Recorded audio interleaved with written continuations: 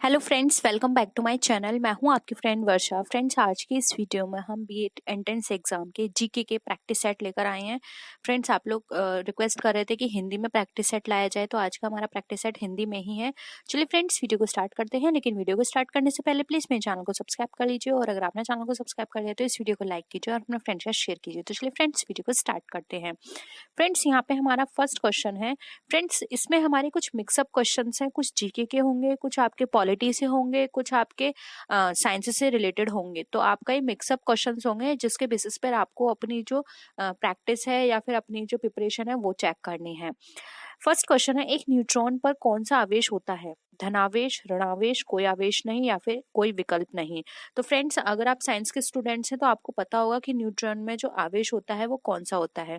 तो फ्रेंड्स, यहाँ पर जो इसका राइट आंसर है वो है फ्रेंड्स यहाँ पर ऑप्शन नंबर सी, कि इसमें कोई आवेश नहीं होता है। तो फ्रेंड्स, आपको पता होगा न्यूट्रॉन जो होता है हमारा वो आवेश रहित होता है, क्योंकि न्यूट्रॉन पर आवेश नहीं होता है। इसमें किसी भी परमाणु के 3 मौलिक कणों से एक न्यूट्रॉन उदासीन बनता है, ठीक है।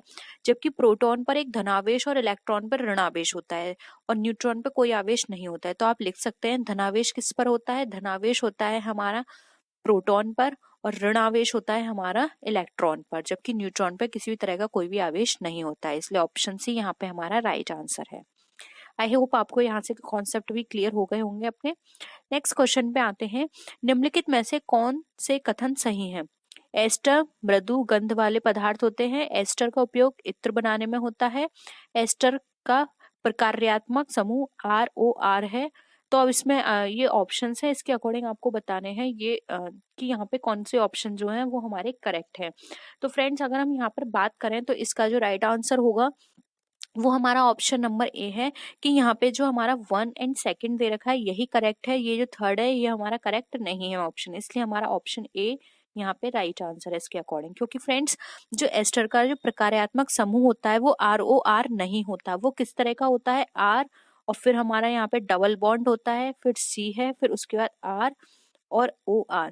फ्रेंड्स, मैं साइंस की स्टूडेंट नहीं हूँ, अगर मैं इसको ठीक से एक्सप्लेन नहीं कर पा रही हूँ तो आई एम रियली सॉरी, लेकिन ये इसी तरह से मैंने देखा था और उसको समझा। तो ये यहाँ पर हमारा O होता है, उसके बाद डबल बॉन्ड के बाद C हमारा निकल कर आता है, उसके बाद हमारे 2 बॉन्ड सिंगल बनते हैं, एक R में और एक OR में। तो ये इस तरह का होता है, ROR करके इस तरह का बॉन्ड हमारा नहीं होता है, ठीक है।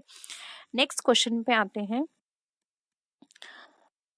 भारतीय संविधान के अनुच्छेद 12 से अनुच्छेद 35 मूलतः मौलिक अधिकारों से संबंधित हैं, जो कि भारतीय संविधान के डैश में दिए हुए हैं। तो आपको बताना है जो 12 से 35 का जो अनुच्छेद है वो मौलिक अधिकार से संबंधित है, तो उसमें कौन सा भाग में वो दिए हुए हैं? भाग 1, भाग 2, भाग 3 या भाग 4 में? तो फ्रेंड्स, यहाँ पर इसका राइट आंसर होगा सी, ये हमारे भाग 3 में दिए हुए हैं। और ये हमारे विशुद्ध विधिक प्रावधान है हमारे, जिसमें हमारे अनुच्छेद 12 से 35 तक अंतर्गत इसमें सम्मिलित हैं। तो ऑप्शन सी यहाँ पे हमारा राइट आंसर है। नेक्स्ट आते हैं फ्रेंड्स। अब यहाँ पर इसमें हमसे पूछा गया है कि जो भारतीय संविधान का 22वां भाग है, उसमें से जो संविधान के गठन के समय थे उनमें से हटाए गए एकमात्र भाग कौन सा है? यानी कि पहले 22 भाग थे, उनमें से एक गठन के समय हटा दिया गया था। तो अब वो बताना है। ऑप्शंस हैं 5th, 6th, 7th या फिर 8th।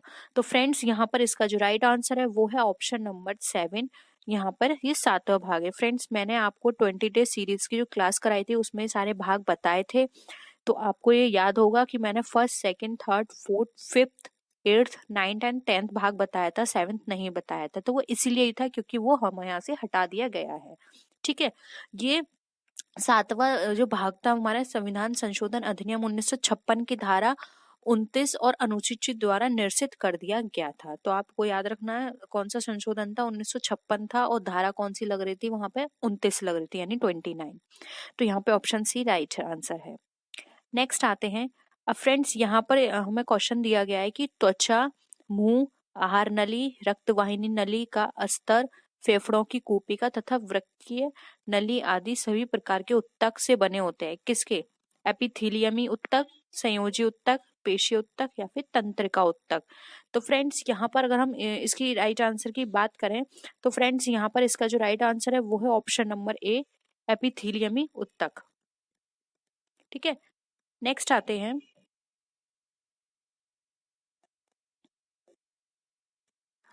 निम्नलिखित में से कौन सा एक राज्य का नीति निर्देशक तत्व नहीं है? अब हमें बताना है। पोषक के स्तर को उठाना, कमजोर वर्ग के आर्थिक हित को उन्नत करना, वैज्ञानिक मनोदशा को उत्थापित करना, या फिर कार्यपालिका से न्यायपालिका को विच्छिन्न करना।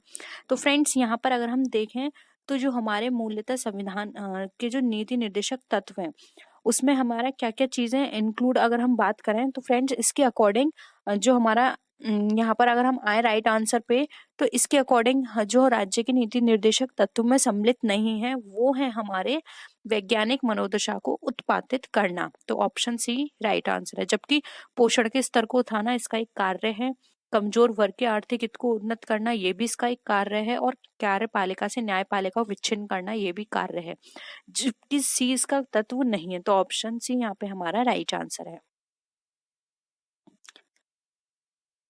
नेक्स्ट है, भारतीय संविधान में उल्लिखित मूल कर्तव्यों की संख्या है 12, 9, 10 या 11। तो फ्रेंड्स, जो भारतीय संविधान में मूल कर्तव्य हैं इनकी संख्या की बात करें तो वो यहाँ पे मूल कर्तव्य हमारे यहाँ पर 10 हैं। ठीक है, तो यहाँ पे जो ऑप्शन हमारा है सी वो राइट आंसर है। मूल कर्तव्य हमारे 10 मूल कर्तव्य हैं। नेक्स्ट क्वेश्चन पे आते हैं। फ्रेंड्स, आपको पता होगा 10वां जो मूल कर्तव्य था वो क्या था? तो फ्रेंड 10वां जो मूल कर्तव्य था वो था हमारा 86वां संशोधन अधिनियम के अंतर्गत कि हर बच्चा पढ़े, और ये पढ़ाने की जिम्मेदारी किसकी होगी? उनके पेरेंट्स की होगी कि हर बच्चा बेसिक एजुकेशन है वो ग्रहण करे। ठीक है, नेक्स्ट है 78। भारत सरकार के निर्णयानुसार संसद का एक सदस्य या एक सदस्य अपने निर्वाचन क्षेत्र में कितनी धनराशि विकासात्मक कार्यों में व्यय कर सकती है? तो फ्रेंड्स, अगर हम यहाँ पर बात करें अपने संसदात्मक कार्य के अंतर्गत, तो फ्रेंड्स यहाँ पर अगर हम बात करें कि विकासात्मक कार्य में वो कितना खर्च कर सकती है, तो यहाँ पे ऑप्शंस हैं 10 करोड़, 5 करोड़, 50 लाख या फिर 20 लाख। तो फ्रेंड्स यहाँ पर 5 करोड़ उसको आवंटित किए जाते हैं कि वो इस राशि को अपने विकासात्मक कार्यों में व्यय कर सकती है। तो यहाँ पे ऑप्शन बी राइट आंसर है। नेक्स्ट आते हैं।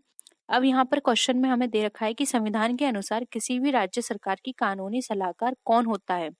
महान्यायवादी, महान्यायाभिकर्ता, महालेखा परीक्षक एवं नियंत्रण अभिकर्ता या फिर महाधिवक्ता। तो फ्रेंड्स, यहाँ पर इसका राइट आंसर होगा ऑप्शन नंबर डी। जब संविधान के अनुसार किसी भी राज्य सरकार की कानूनी सलाहकार बनाई जाती है तो उसको बोलते हैं महाधिवक्ता। तो ऑप्शन डी राइट आंसर है। नेक्स्ट है, संघ राज्य क्षेत्र प्रतिनिधित्व पाते हैं लोकसभा में, राज्यसभा में, ए व बी दोनों, या फिर इनमें से कोई नहीं? तो फ्रेंड, संघ राज्य क्षेत्र का जो प्रतिनिधित्व होता है वो हमारा लोकसभा से भी होता है और राज्यसभा में भी। तो ऑप्शन सी यहाँ पे हमारा राइट आंसर है। नेक्स्ट है, अब यहाँ पर हमसे पूछा गया है कि भारत में किस संसदात्मक समिति की अध्यक्षता विरोधी दल का एक सदस्य कर सकता है?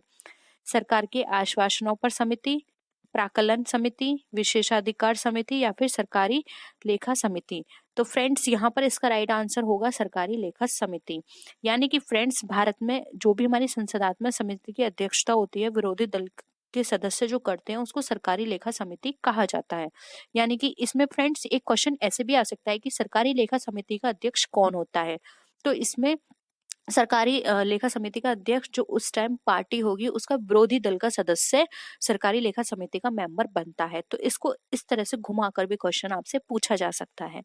तो आपको हर तरह से इस क्वेश्चंस को याद रखने हैं। नेक्स्ट है, संसद के निम्नलिखित किस गैर सदस्य का संसद में अभिभाषण करने का अधिकार है? भारत के महान्यायाधिकर्ता, भारत के मुख्य न्यायाधीश, भारत के महान्यायवादी या फिर भारत के मुख्य निर्वाचन आयुक्त? तो फ्रेंड्स, यहाँ पर अगर हम बात करें तो यहाँ पर गैर सदस्य का जो संसद में अभिभाषण होता है वो अधिकार होता है भारत के महान्यायवादी का। तो ऑप्शन सी यहाँ पे आपका क्या हो जाएगा? राइट आंसर हो जाएगा। नेक्स्ट आते हैं फ्रेंड्स। अब यहाँ पर इन्होंने पूछा है कि निम्न में से कौन किसी विशेष बिल, वित्तीय बिल या नहीं का निर्धारण करता है? यानी कि कोई भी बिल विशेष बिल है, वित्तीय बिल है, इसका निर्धारण कौन करता है? ये क्वेश्चन फ्रेंड्स मैं आपको बता रही हूँ, ये हर एग्जाम का ये मोस्ट इम्पोर्टेंट फेवरेट क्वेश्चन है। हर एग्जाम में आप कोई भी एग्जाम दें, अगर उसमें जीके का पोर्शन है, पॉलिटी का पोर्शन है, तो ये क्वेश्चन जरूर पूछा जाता है। उनका फेवरेट क्वेश्चन है हर एग्जामिनर का। तो फ्रेंड्स ऑप्शन है राष्ट्रपति, उपराष्ट्रपति, केंद्र के वित्त मंत्री या फिर लोकसभा के अध्यक्ष। तो फ्रेंड्स इसका जो राइट आंसर है वो है ऑप्शन डी। ये लोकसभा के अध्यक्ष का कार्य होता है कि वो बताए कि कौन सा बिल वित्तीय बिल है या नहीं। इसका निर्धारण कौन करेगा? सिर्फ लोकसभा के अध्यक्ष करेगा। नेक्स्ट आते हैं फ्रेंड्स, अब यहाँ पर हमें क्वेश्चन पूछा गया है कि अध्यक्ष लोकसभा में कब अपना मतदान का अधिकार का प्रयोग कर सकता है? जब भी वह चाहता है, जब भी सदन मांग करता है, वोटों की समानता की घटना में, या फिर तब तक ही जब तक उसका दल चाहता है। तो फ्रेंड्स यहाँ पर राइट आंसर होगा वोटों की समानता की घटना में वो अपने मतदान का अधिकार का प्रयोग कर सकता है। तो ऑप्शन सी राइट आंसर है। नेक्स्ट आते हैं, अब फ्रेंड्स इस क्वेश्चन में है कि दोनों सदनों के बीच गतिरोध के मामले में उन दोनों सदनों के संयुक्त सभा में कौन अध्यक्षता कर सकता है? लोकसभा का अध्यक्ष, राष्ट्रपति, उपराष्ट्रपति या फिर इनमें से कोई नहीं। तो फ्रेंड्स यहाँ पर इसका राइट आंसर है ए, लोकसभा का अध्यक्ष। ठीक है, दोनों सदनों के बीच जो भी गतिरोध के मामले होंगे उनकी सदस्यता की अध्यक्षता सिर्फ और सिर्फ लोकसभा का अध्यक्ष ही करेगा। नेक्स्ट आते हैं, राज्यसभा की आयु कितनी है? तो फ्रेंड्स यहाँ पे राज्यसभा की आयु पूछी जा रही है, यानी कि जो मेंबर्स हैं वो राज्यसभा में कितने टाइम पीरियड तक रहते हैं, 2 साल, 4 साल, 5 साल या फिर स्थायी। तो फ्रेंड्स यहाँ पर अगर हम बात करें तो ऑप्शन डी हमारा राइट आंसर है, स्थायी होते हैं। इनके मेंबर्स का की कोई आयु नहीं होती, लेकिन यहाँ पर हर 2 साल बाद वो लोग क्या होते हैं, वो उनका वो हटते रहते हैं, लेकिन उनका जो अगर हम टाइम पीरियड की बात करें तो उनका टाइम पीरियड नहीं होता, ये परमानेंट हमारा होता है मैम हाउस। परमानेंट हाउस भी इसलिए इसको कहा जाता है क्योंकि यहाँ पे ये स्थायी होती है, क्योंकि यहाँ पे इनकी आयु कोई भी निश्चित नहीं है, इसलिए इसको परमानेंट हाउस भी बोला जाता है। नेक्स्ट है, लोकसभा के अध्यक्ष को निर्वाचित करते हैं संसद के सभी सदस्य, लोकसभा के सदस्य, प्रत्यक्ष रूप में जनता से, या फिर लोकसभा के बहुसंख्यक दल के सदस्यों से। तो फ्रेंड्स अगर हम यहाँ पर बात करें तो इसका राइट आंसर है लोकसभा के सदस्यों से। तो ऑप्शन बी यहाँ पे हमारा क्या हो जाएगा? Right answer.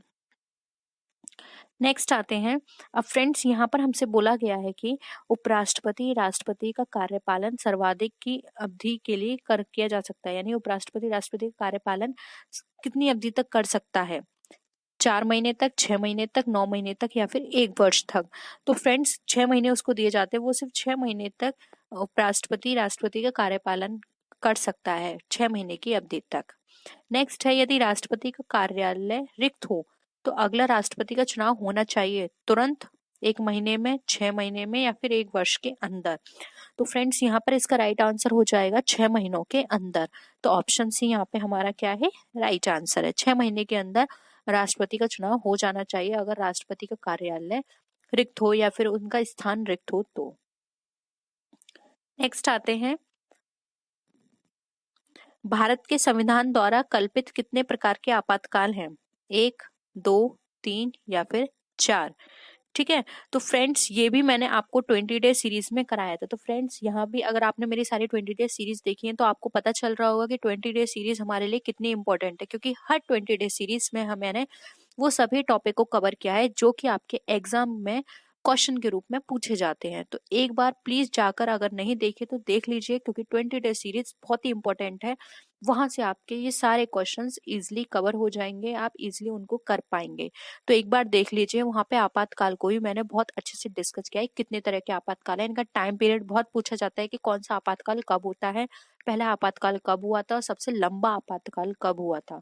तो ये सारे हमने वहां डिस्कस करे हैं, तो एक बार जाके प्लीज उनको जरूर देख लीजिए। यहाँ पर इनका राइट आंसर है सी, 3 तरह के हमारे देश में आपातकाल होते हैं। ठीक है, आप एक बार जाके देख लीजिएगा वो कौन कौन से हैं। नेक्स्ट है, निम्न में से किस वैज्ञानिक ने द्रवों के उछाल संबंधी नियम का प्रतिपादन किया था? आर्किमिडीज, अल्बर्ट आइंस्टीन, नील बोहर या फिर गैलीलियो। तो फ्रेंड्स यहाँ पर अगर हम इसकी राइट आंसर की बात करें तो इसका जो राइट आंसर है वो है ऑप्शन नंबर यहाँ पर ए, आर्किमिडीज। आर्किमिडीज ने डिस्प्लेसमेंट थ्योरी दी थी, तो आप इसको भी याद रखिए।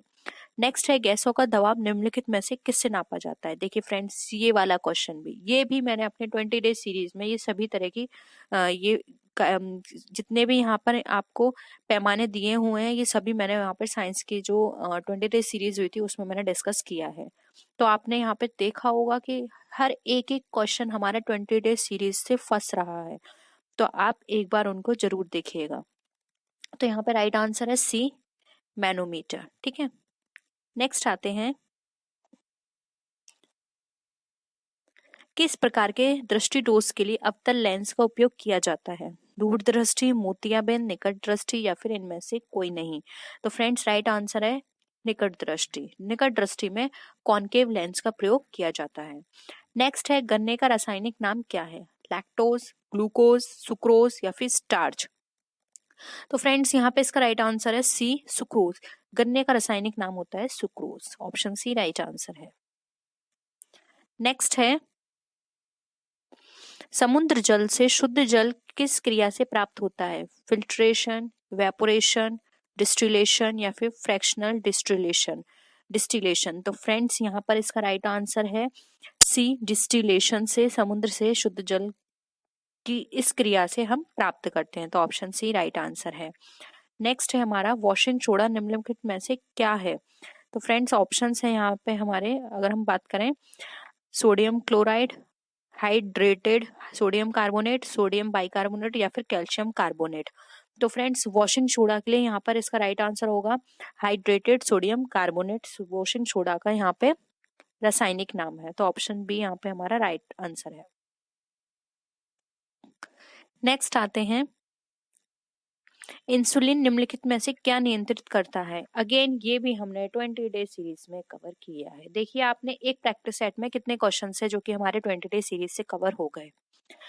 थायराइड में आयोडीन स्तर, रक्त में लौह का उत्पाद, रक्त में शक्कर की स्तर और रक्त में यूरिया का स्तर। तो फ्रेंड्स अगर हम इंसुलिन की बात करें तो इंसुलिन हमारा नियंत्रित करता है रक्त में शक्कर का स्तर को। तो ऑप्शन सी यहाँ पे हमारा राइट आंसर है।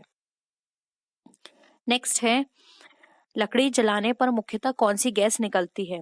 Carbon monoxide, carbon dioxide, sulphur dioxide या फिर मीथेन? तो जो हम लकड़ी जलाते हैं फ्रेंड्स, तो उसके अंदर से निकलती है कार्बन डाइऑक्साइड, जो कि बहुत ही हार्मफुल है। तो ऑप्शन बी यहाँ पे हमारा राइट आंसर है।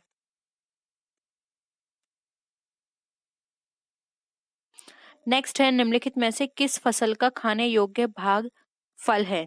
नारियल, मूंगफली, मटर या फिर गेहूं? तो फ्रेंड्स अगर हम यहाँ पर बात करें खाने योग्य फल की, तो यहाँ पर ऑप्शन जो है वो हमारा ए राइट आंसर है, ए।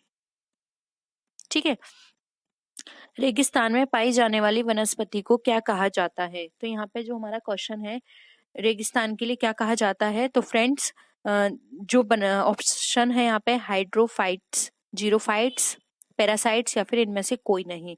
तो फ्रेंड्स रेगिस्तान में जो हमारे वनस्पति पाई जाती है उसको कहा जाता है जीरोफाइट्स। तो ऑप्शन बी राइट आंसर है। प्रकाश संश्लेषण में पौधे द्वारा कौन सी गैस छोड़ी जाती है? नाइट्रोजन, जलवाष्प, ऑक्सीजन या फिर कार्बन डाइऑक्साइड? तो फ्रेंड्स यहाँ पर इसका जो राइट आंसर होगा वो होगा यहाँ पे option number C, oxygen. Next है, प्रकाश संश्लेषण के लिए कौन सी गैस आवश्यक है?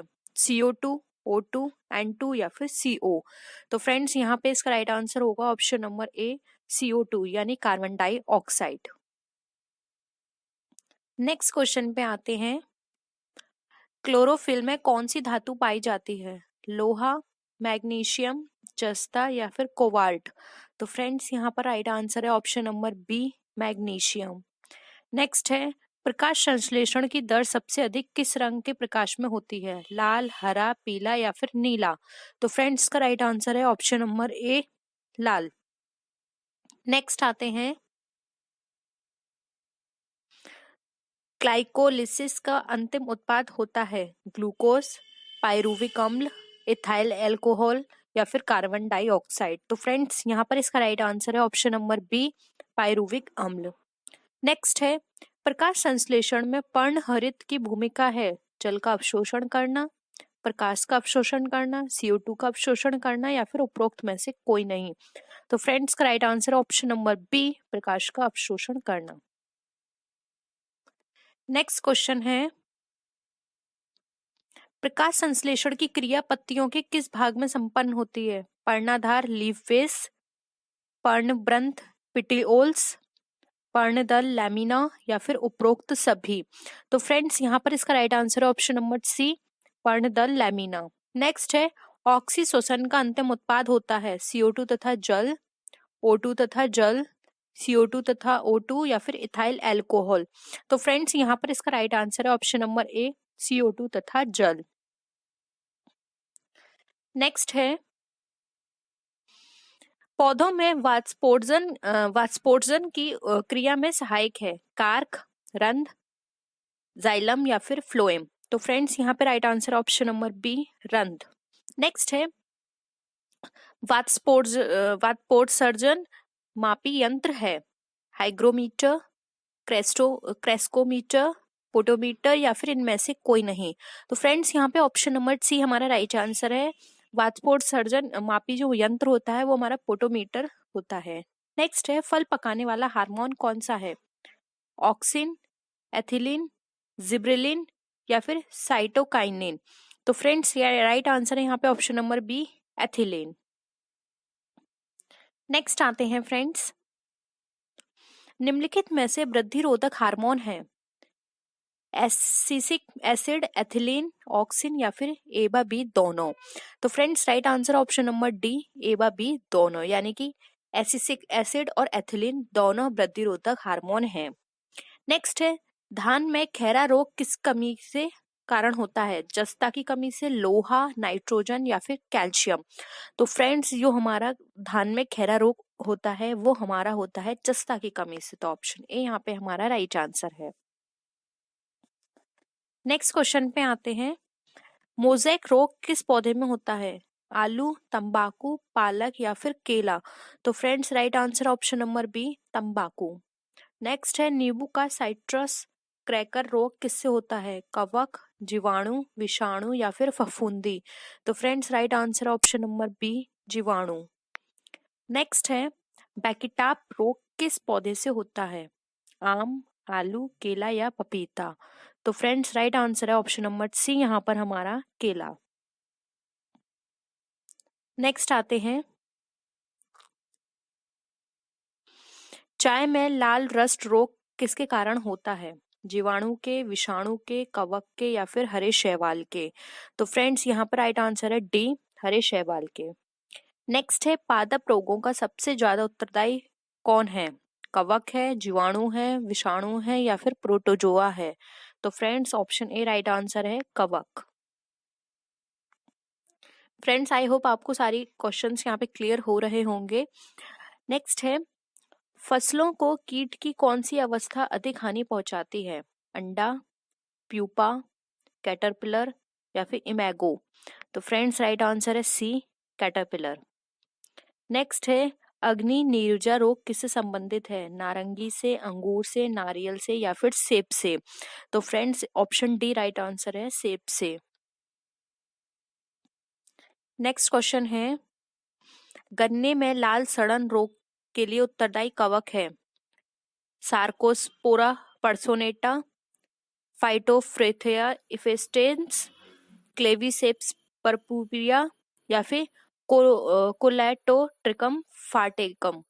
तो फ्रेंड्स यहाँ पर राइट आंसर है इसका ऑप्शन नंबर डी कोलैटोट्रिकम फार्टेकम हमारा गन्ने में लाल सड़न रोग पैदा करता है।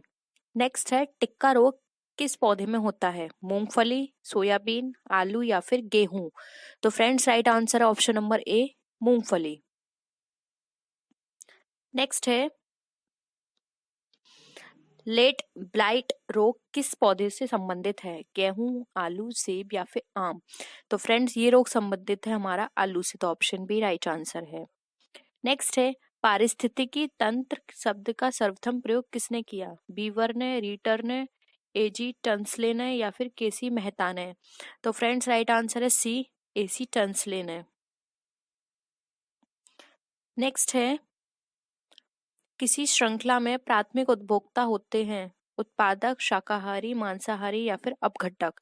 तो फ्रेंड्स राइट आंसर है यहाँ पर ऑप्शन नंबर हमारा बी जो कि है शाकाहारी। नेक्स्ट है निम्नलिखित में पारितंत्र का आजीवीय घटक है जीवाणु, क्लोरेला, जल या फिर मानव। तो फ्रेंड्स सी यहाँ पे हमारा राइट आंसर है जल।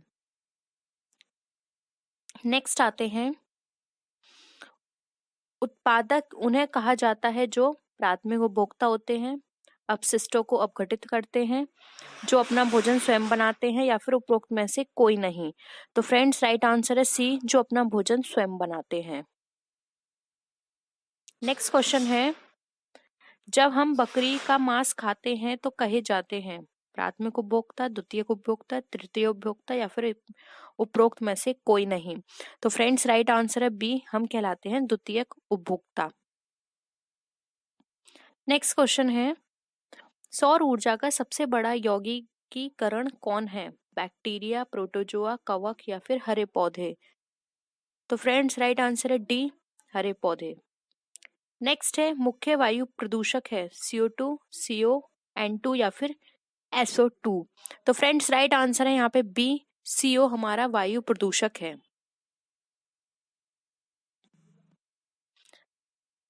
नेक्स्ट है, निम्नलिखित में से कौन सी गैस ग्रीन हाउस प्रभाव में सर्वाधिक योगदान करती है? मीथेन, फ्रियोन, CFC, या फिर कार्बन डाइऑक्साइड? तो फ्रेंड्स यहाँ पे ऑप्शन हमारा डी राइट आंसर है, CO2, कार्बन डाइऑक्साइड, जिसको CO2 भी बोलते हैं। नेक्स्ट क्वेश्चन है, निम्नलिखित में से कौन सी गैस वायु प्रदूषण नहीं करती? Carbon dioxide, carbon monoxide, CNG, या फिर एवा सी? तो फ्रेंड्स राइट आंसर है यहाँ पे डी, एवा सी, यानी कि कार्बन डाइऑक्साइड और CNG हमारा जो होता है वो वायु प्रदूषण नहीं करती है। नेक्स्ट है, ऊर्जा के किस रूप में प्रदूषण की समस्या नहीं होती है? कोयला, परमाणु, पेट्रोल, या फिर सौर? तो फ्रेंड्स राइट आंसर है डी, सौर। नेक्स्ट है, औद्योगिक बहिस्राव से होने वाले जल प्रदूषण को रोकने के लिए निम्न में से कौन सा अपतरण उपयोगी है? पार्थेनियम, जलकुंभी, हाथी घास, या फिर एवा सी दोनों? तो फ्रेंड्स राइट आंसर है डी, एवा सी दोनों। नेक्स्ट है, निम्नलिखित में से कौन जैव अक्षयकारी प्रदूषक है? प्लास्टिक, DDT, पारा, या फिर ये सभी? तो फ्रेंड्स राइट आंसर है डी, ये सभी। प्लास्टिक, DDT और पारा, ये सारे ही हमारे जैव अक्षयकारी प्रदूषक कहलाते हैं। नेक्स्ट है, अस्थियों का अध्ययन विज्ञान की किस शाखा के अंतर्गत किया जाता है? ऑस्ट्रियोलॉजी, ओरोलॉजी, जियोलॉजी, या फिर इक्थियोलॉजी? तो फ्रेंड्स राइट आंसर है ए, ऑस्ट्रियोलॉजी। नेक्स्ट है, जेरेंटोलॉजी निम्नलिखित में से किसके अध्ययन से संबंधित है? शिशु, महिलाएं, त्वचा, या फिर वृद्ध? तो फ्रेंड्स राइट आंसर है डी, वृद्ध से रिलेटेड है। नेक्स्ट क्वेश्चन है, एडवर्ड जेनर किस रोग से जुड़े हैं? चेचक, TB, खसरा, या फिर पोलियो? तो फ्रेंड्स एडवर्ड जेनर हमारे जुड़े हैं, अगर हम राइट आंसर की बात करें तो ए, चेचक से। नेक्स्ट है, रेबीज के टीके की खोज किसने की? एडवर्ड जेनर ने, लुई पास्चर ने, चार्ल्स डार्विन ने, या फिर आर्किमिडीज ने? तो फ्रेंड चेचक की खोज की, वो रेबीज की टीके की खोज की थी लुई पास्चर ने। तो बी यहाँ पे हमारा राइट आंसर है। नेक्स्ट आते हैं,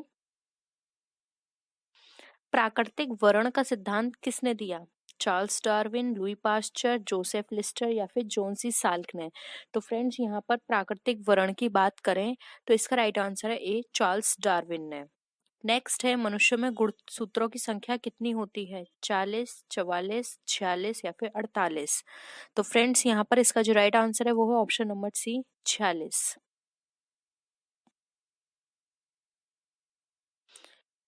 फ्रेंड्स यहाँ पर देखिए, कंफ्यूज मत होइएगा, अभी मैं भी कंफ्यूज हो गई थी। देखिए यहाँ पर गुणसूत्रों की संख्या पूछी है, अगर गुणसूत्रों के जोड़े पूछे जाएंगे तो 23 आएगा, और संख्या है तो 46 है, ठीक है। नेक्स्ट क्वेश्चन है हमारा, मानव शरीर में ग्लाइकोजेन का संचय किस अंग में होता है? इसके ऑप्शंस नीचे हैं फ्रेंड्स, यकृत में, बड़ियात में, अग्नाशय में, या फिर अमाशय में? तो फ्रेंड्स क्वेश्चन क्या था हमारा कि हमारा जो मानव शरीर में ग्लाइकोजेन है का संचय वो कहाँ होता है? तो फ्रेंड्स अगर हम ऑप्शंस के अकॉर्डिंग बात करें तो ये होता है हमारा यकृत में। तो ऑप्शन ए यहाँ पे हमारा राइट आंसर है। नेक्स्ट है, हैंसेन रोग किस रोग का अन्य नाम है? पोलियो, टिटनेस, कुष्ठ, या फिर पायरिया? तो फ्रेंड्स ये है कुष्ठ का नाम। तो ऑप्शन सी यहाँ पे हमारा राइट आंसर है। नेक्स्ट है, मछलियों में श्वसन क्रिया किसके द्वारा होती है? फेफड़ा, गिल्स, शल्क या फिर नासिका छिद्र? तो फ्रेंड्स ये बहुत बार पूछे जाने वाला क्वेश्चन है और बहुत सिंपल क्वेश्चन है। मैं ही आपको ये 3 से 4 बार क्वेश्चन करा चुकी हूँ क्योंकि ये बहुत पूछा जाता है। तो ये है इसका right answer B, gills. Next है ईसीजी का प्रयोग किस रोग के इलाज के लिए किया जाता है? गुर्दे की खराबी, हृदय की कमजोरी, मस्तिष्क की बीमारी या उपरोक्त में से कोई नहीं? तो फ्रेंड्स राइट आंसर है बी, हृदय की कमजोरी। नेक्स्ट आते हैं लैंगरहैंस के द्वीप जिनसे इंसुलिन स्रावित होता है कहाँ स्थित होता है? अग्नाशय में, यकृत में, वृक्क में या फिर पित्ताशय में? तो फ्रेंड्स ये हमारा स्थित होता है अग्नाशय में। तो ऑप्शन ए राइट आंसर है। तो फ्रेंड्स ये था हमारा आज का साइंस का प्रैक्टिस सेट। आप लोग बहुत रिक्वेस्ट कर रहे थे कि साइंस का प्रैक्टिस सेट लेकर आया जाए। तो फ्रेंड्स ये था। आई होप आपको क्वेश्चंस क्लियर हुए होंगे, वीडियो पसंद आया होगा, आपके लिए इन्फॉर्मेटिव रहा होगा। और अगर आपको ये वीडियो पसंद आए तो वीडियो को लाइक कीजिए, अपने फ्रेंड्स के साथ शेयर कीजिए और किसी भी तरह की कोई भी क्वेरी हो तो आप नीचे कमेंट सेक्शन में ज़रूर बताइएगा। आप मुझे मेरे सोशल मीडिया पे फॉलो कर सकते हैं और अपनी क्वेरी को वहाँ भी पूछ सकते हैं। तो फ्रेंड्स नेक्स्ट वीडियो में हम आपसे फिर मिलते हैं और भी अच्छी वीडियोस के साथ। तब तक के लिए बाय बाय।